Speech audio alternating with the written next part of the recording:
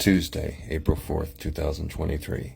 I fed the street cats early today to avoid my nasty neighbors.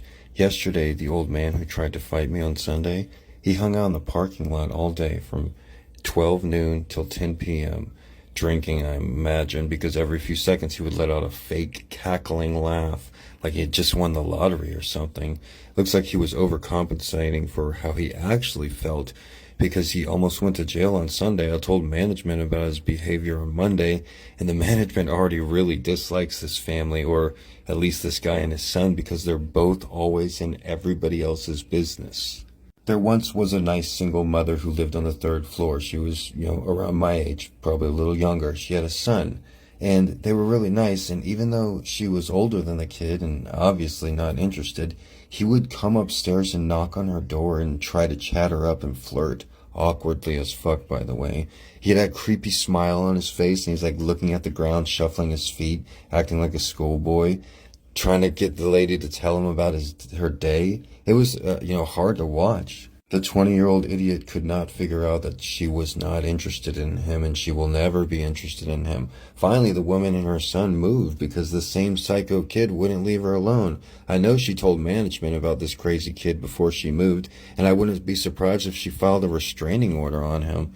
The same thing I plan on doing, filing a restraining order on them to let them know to leave me alone.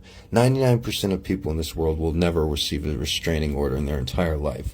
But the people that do get restraining orders, they've received multiple ones from multiple people for many different incidents.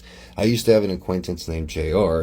I don't never want to see or speak to him again, but JR had received multiple types of restraining orders from multiple different incidents. It's a personality issue where even if someone has made it completely clear that they want nothing to do with them, they can't take the hint and they still persist.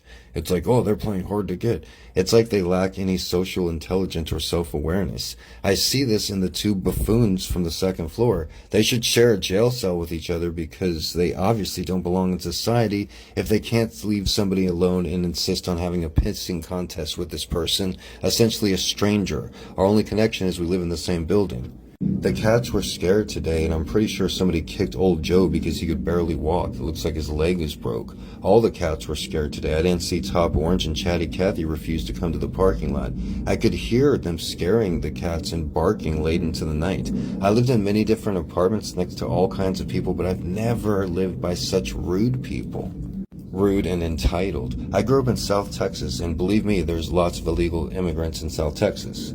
However, Texas is a red state, so they don't qualify for the thousands of dollars in monthly benefits and food stamps like they do in Hawaii. Hawaii doesn't enforce immigration like other states. They've become so entitled to the point where they think it's okay to openly harass somebody or call the police on somebody because I said I could smell their loose dog.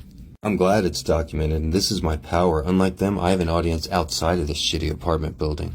These people have been desperate to interact with me, and desperate people are dangerous. Someone desperate for money is likely to steal. A man desperate for sex is likely to hurt women.